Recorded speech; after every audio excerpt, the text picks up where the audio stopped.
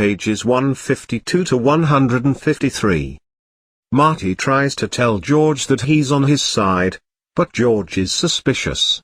Marty reminds him that he did jump in front of a car for him, which has to count for something.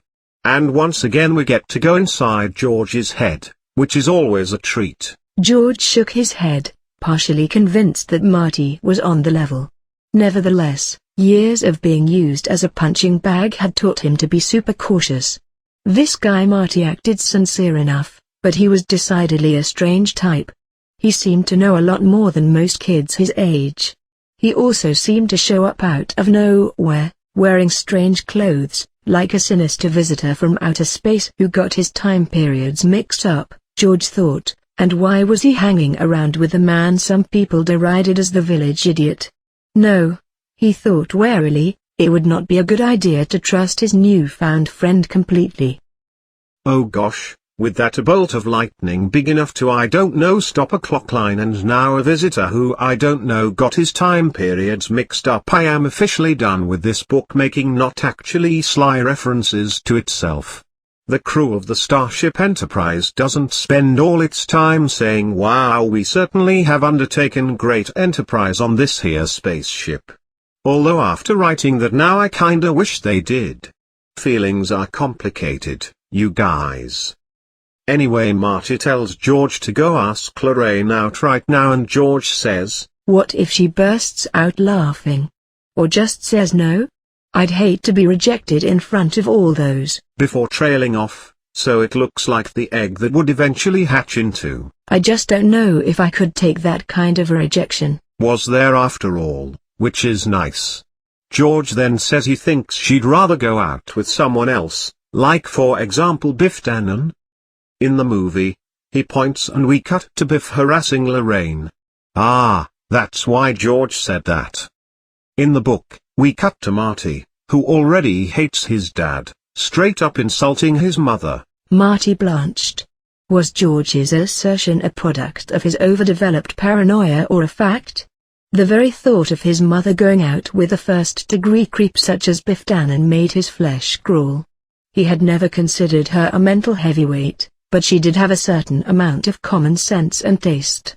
Even allowing for youthful ignorance, Marty simply could not imagine Lorraine at any age being attracted to an insensitive clod like Biff. Wow. Take that, stupid mom. So to summarize, Book Marty is an unlikable dick who insults his own parents and hates nerds. Crappy Doc is a crappy doc who believes we're inherently awful and cheating is fine and who also hates nerds. But at least Strickland is still a likable character, right? Yay Strickland. And I guess Biff is still the same jerk he was in the movies so far, so that's something. Pages 153 to 154. You want it. You know you want it. You know you want me to give it to you. Still the same old subtle swine, Marty thought. Marty walks up to Biff to get him to stop and he gets real close to him. How close?